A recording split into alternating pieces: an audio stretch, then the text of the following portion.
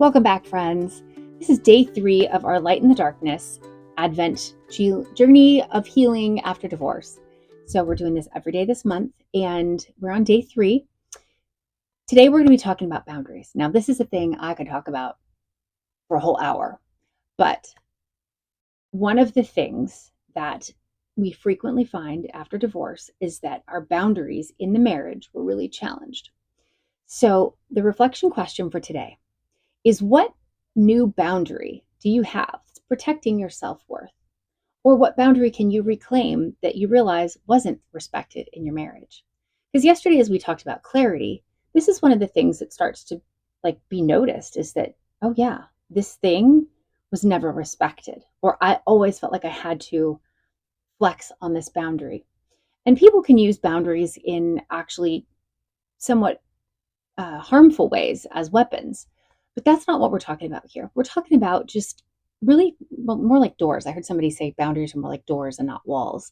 That you can choose to let somebody closer or farther or keep them further away, but that is your choice and it's your boundary to hold.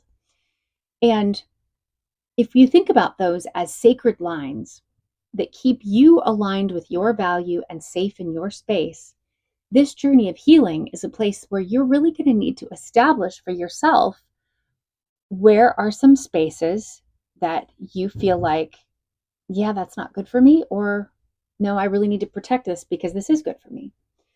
And I will share that I have been through this twice now, but I recognized that in my points of clarity, emerging that in my first divorce, there were some ways where I put myself in situations where I was ultimately looking for approval from someone and or anyone, and still looking for approval in that particular season of life.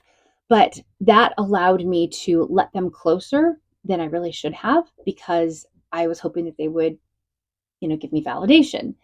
And now I've learned that no, I don't need that. I don't want that. And I don't want to put myself in situations where my waiting for someone else, to pick me, not pick me, to give me validation, or to, where I'm waiting for somebody else's opinion about something that relates to me. That's not a place where I'm a healthy being, because I need to maintain my own sense of self, my own sense of agency, and my own sense of personal self-worth. So when you give that away, you are, taking down your boundaries and giving other people your power. So one of the things that I learned is just to feel in my heart that if it doesn't feel good to my heart, it probably isn't. And just to recognize that feeling. If it feels risky, maybe that's a sign that I should pull back. If it feels like I'm self-abandoning, maybe I shouldn't do that. So today, the affirmation that I really want to give you is that I honor myself by honoring my boundaries.